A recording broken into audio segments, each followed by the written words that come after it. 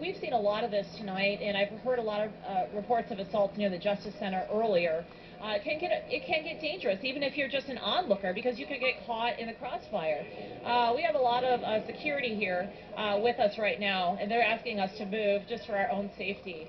But that situation with that group looks pretty intense. Here's another look at the Ben Bridge jeweler downtown. You can see that some windows have been shattered here. Matt's moving on, but we are approaching Pioneer Courthouse Square at this time. There's still groups of people walking in the streets, moving around. A lot of them were with the original protests but have separated into smaller groups, and we're moving out toward this area to check it out, see what's going on. Portland police have a big presence downtown, but they've had a hard time keeping up with these smaller groups as they've broken off. When it was the big group and they broke them up, they kind of moved off in different directions, and it was an enormous crowd.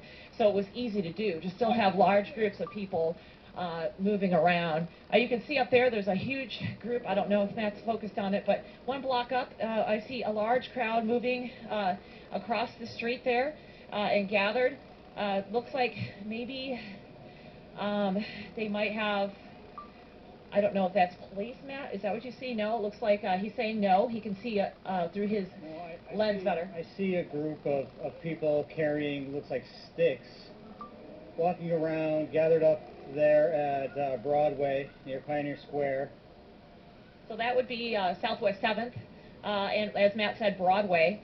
We have a huge group gathered with sticks. We've seen a lot of those sticks used to strike the windows and cause the damage. We see a lot of shattered glass here at the Chase Bank building. There's some broken windows all throughout. All the panes of glass appear to have some damage to them.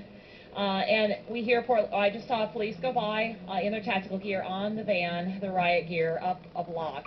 They're probably trying to clear out that crowd.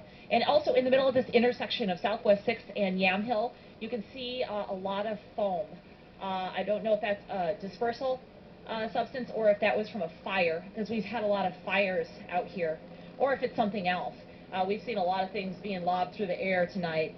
We just don't know. It's been a wild scene in downtown Portland, and unfortunately, this is just devastating. You know, it comes on top of a number of other things that we're dealing with as a community with COVID-19 and now this. And this is the craziest I've seen it in Portland, the most damage I've seen as far as any protests that I've been part of, and I've been covering them here for years.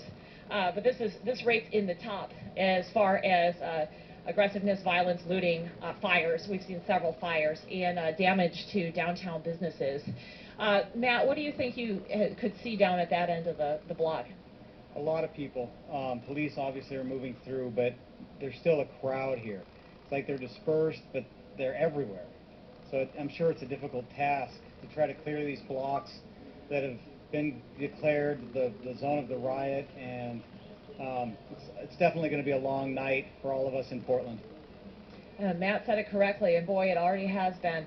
Things really exploded at around 10:30, 11 o'clock, and it hasn't really slowed down. The crowds have broken up, but they just are doing things in different locations because they've broken up. And it's almost harder to keep an eye on what's going on because there's so many things going on with so many groups. We hear some bangs, flash. Flash bang. Matt believes that sounds like a flash bang. Down there, down a block off Broadway and Southwest 7th. We're going to move down there to get a better look. We're going to walk over some glass here from the Chase Bank. It is all over the ground. Looks like it really has shattered out that window. You can see the police lights down there. It looks like they're trying to break up that crowd that we just saw walking around with sticks and crossing the street there. Police have really had their work cut out for them to try to get a handle on this. And we've had a number of threats tossed our way as well, just in passing. Fortunately, we have security detail here, which we thank them because otherwise we probably might not be in one piece. It just seemed to get a little bit hairy there earlier in the night. So although things kind of calmed down a little bit, we're still stepping over broken glass. There's a broken beer bottle. I just crossed over that ATM. I see an ATM that's been smashed. It's not broken into, but the screen has been smashed. There's some people heading our way. I think they're dispersing because police are now just using those non-lethal devices to break up the crowd, because we can hear those bangs. But that could be a number of things too. We're rushing across the street here.